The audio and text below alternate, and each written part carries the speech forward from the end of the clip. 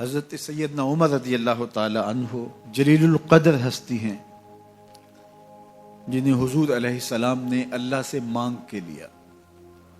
سارے صحابی رسول کریم صلی اللہ علیہ وآلہ وسلم کے مرید ہیں، لیکن جناب عمر میرے حضور کی مراد ہیں۔ 39 لوگ جب اسلام لا چکے، 39ویں شخص حضرت امیر حمزہ رضی اللہ تعالی عنہ تھے، اور ان کا ایمان لانا مسلمانوں کے لیے بہت بڑی ڈھارس اور بہت بڑے حوصلے کا سبب و ذریعہ بنا۔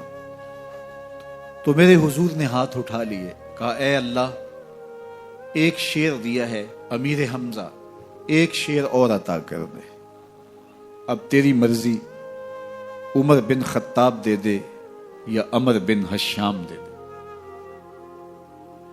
حضور دعائیں مانگ رہے اور یہ ہاتھ میں تلوار لیے غیظ و غضب سے بھرے ہوئے گھر سے نکلتے ہیں کہ بانی اسلام کا چراغ ہی بجھا دینا ہے۔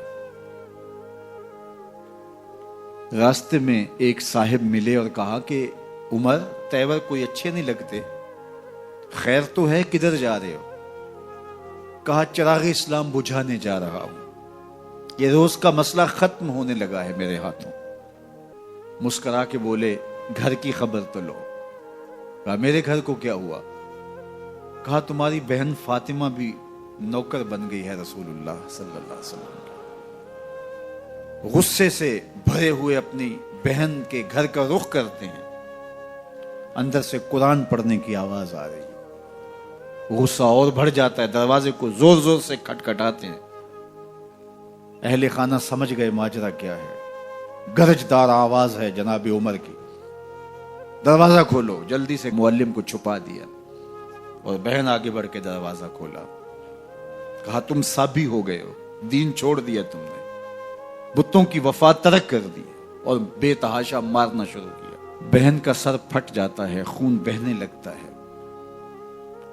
اور یہ مارتے چلے جاتے ہیں۔ فاطمہ بنت خطاب بولی عمر تم خطاب کے بیٹے ہو، سنو میں بھی خطاب کی بیٹی ہوں، جو ظلم جو جبر کرنا ہے کرو، میں محمد عربی کا دامن نہیں چھوڑوں گی۔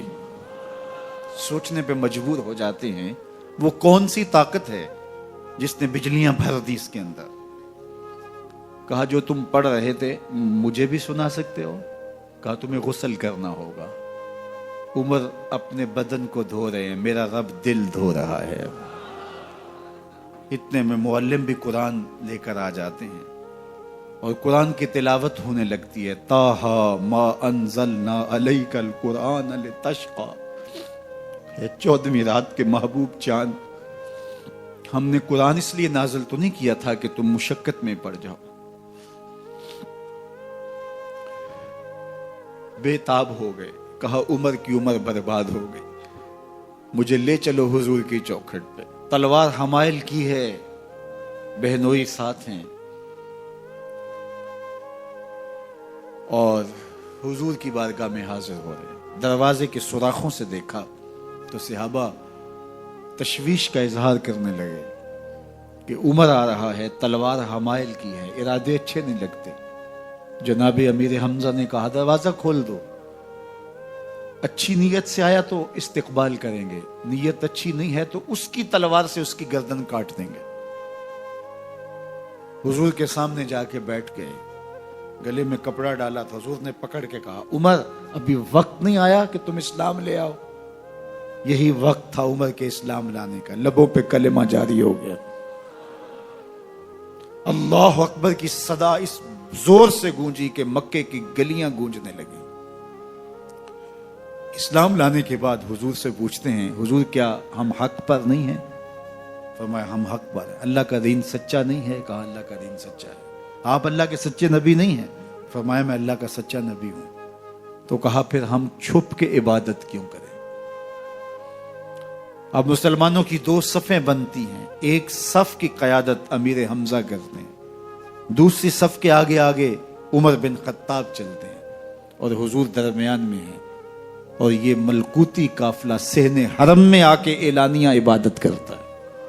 حضرت عبداللہ ابن مسعود رضی اللہ تعالیٰ عنہ فرماتے ہیں عمر کا اسلام لانا اسلام کے لیے عزت کا سبب بنا، اسلام کے وقار کی علامت بن گیا۔ ایک ایک کے دروازے پہ جا کے دروازہ کھٹکھٹا کے کہتے ہیں، وہ تو اور خبر سننے کے لیے بے چین تھے کہ یہ بانی اسلام کی زندگی کا چراغ بجھانے گیا تھا، کوئی خبر لایا ہوگا۔ وہ کہتے ہیں آؤ عمر کدھر آئے ہو؟ کہا تمہیں بتانے آیا ہوں، کمزوروں سے پنجہ آزمائی کرتے رہے ہو، آؤ میرے سے بات کرو، میں محمد عربی کا نوکر بن گیا ہوں۔ اللہ اکبر۔ میرے حضور نے فرمایا جب اچھے لوگوں کا ذکر کرو تو میرے عمر کا ذکر بھی کیا کرو۔